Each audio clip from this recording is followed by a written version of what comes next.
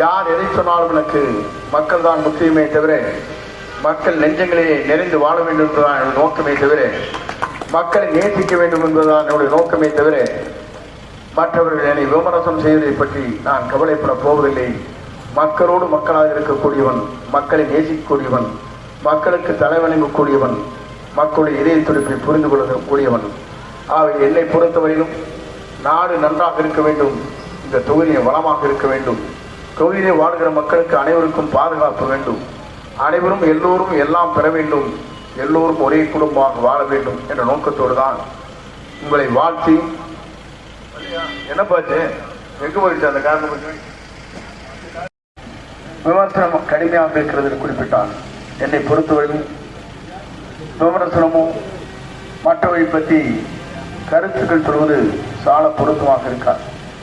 நான் மக்களை நேசிக்கக்கூடியவன், மக்கள் என்னை நேசித்துக் கொண்டிருக்கிறார்கள்.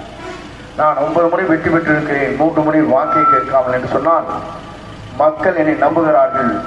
மக்களுக்காக என் உயிர் மூச்சுள்ளவரை நான் இந்த இயக்கத்தில் இருந்து பாடுபடுவேன் என்பதை மட்டும் நான் இந்த நேரத்தை தெரிவித்துக் கொள்கிறேன்.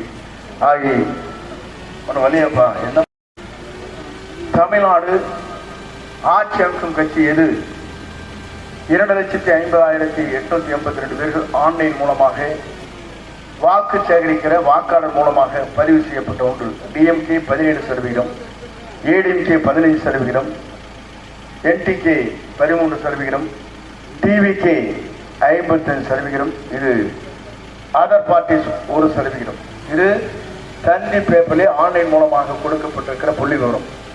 வேட்பாளர்களை பற்றி கேட்கின்ற போது டிஎம்கே வேட்பாளர் 4%, ஏடிஎம்கே வேட்பாளர் 7%, நாம் தமிழர் வேட்பாளர் 3%.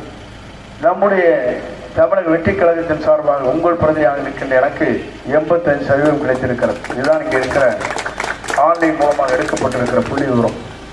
ஆகவே மக்களோடு மக்களாக நான் நேசிக்கிறேன், மக்களை வாழ வைப்பதற்காக என் உயிர் மூச்சுள்ளவரை நான் பாடுபடுவேன் என்பதை மட்டும் இந்த நேரத்திலே தெரிவித்து, எது எப்படி வந்தாலும் சரி, எப்படிப்பட்ட சொற்கள் நம்மை வசமாடினாலும் சரி, காய்க்கின்ற மனத்திற்கு தான் கண்ணடி விடும். ஆகவே நான் அதை பற்றி கவலைப்படவில்லை.